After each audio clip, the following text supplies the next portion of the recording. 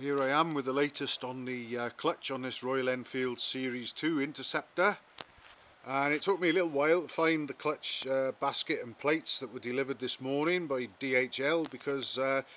they'd stuck the box containing the parts into next door but one's mailbox, so it took a little while to work out where that had been put, but I found that and probably only lost about an hour or so wondering where the bits had gone, but never mind, here they are now, and I've already fitted the replacement clutch basket or drum. The clutch centre, incidentally, that was a little loose and wobbly on the main shaft, even though the nut was done up tightly, and the reason for that was the end of the main shaft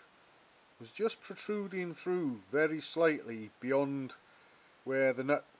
should bear down on the part of the clutch centre that it tightens down on. Someone had put a spring washer in there, but it was too small a diameter to really clamp the clutch centre down. It was bottoming out on the end of the main shaft before it was going into the recess in the clutch centre. So I managed to find a suitable washer that fitted in there nicely to the OD of the hole, with a big ID that passed over the end of the main shaft, and then I put the spring washer on and then the nut, and that's clamped the whole lot nice and tightly on the main shaft, so there's no end float on the clutch centre and no wobble or slop anymore, so that's going to help as well. The clutch drum that I bought from Hitchcock's that arrived this morning, well this afternoon by the time I found it, I just had to, not everybody would be able to do this I guess, but I had to give it a little spin in the lathe and just, I didn't have to use a cutting tool or anything, but just lightly sort of polished the inner sort of face of that bronze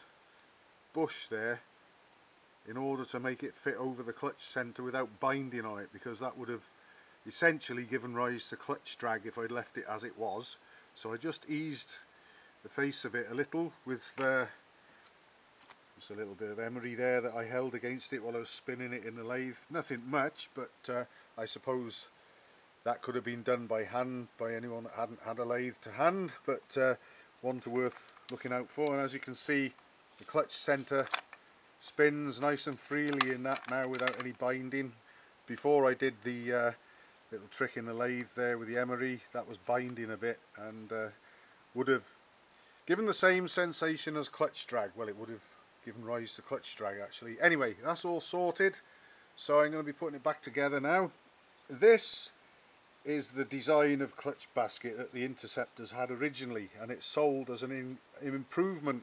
kit, a clutch upgrade for the bullets. And this is what the Interceptor had as standard, so I've got the new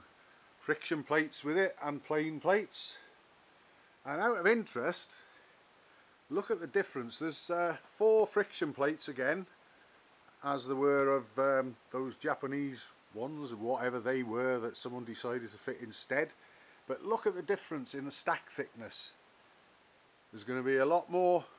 load on the pressure plate springs when they're fitted than what we had with those. And also, look at the area of friction material available on the proper components compared to that feeble amount there, which, to be fair, usually a Japanese bike clutch containing those sort of friction plates would probably have about 8 or maybe even 10 of them, not 4. So the overall area we've got here, I would imagine we've probably got at least double the area on each plate of friction material there, and like I say, a much deeper sort of stack thickness, so that's probably going to help no end. So the next thing I'm going to do is put all this lot back together and get the primary chain adjuster in and everything, and get the cover back on, oil in, and then, subject to the weather, which has turned a bit crap today. We had sunshine yesterday, so we're probably going to have about 3 wet days now before the next sunny day. But at the next opportunity then, we'll be going for another test ride on this machine. I've also attended to the revolving indicator, which was thanks to someone sticking this threaded stalk into that threaded portion with what looked like some PEFT tape or something along those lines. So I've dealt with that and made it a bit more secure, so hopefully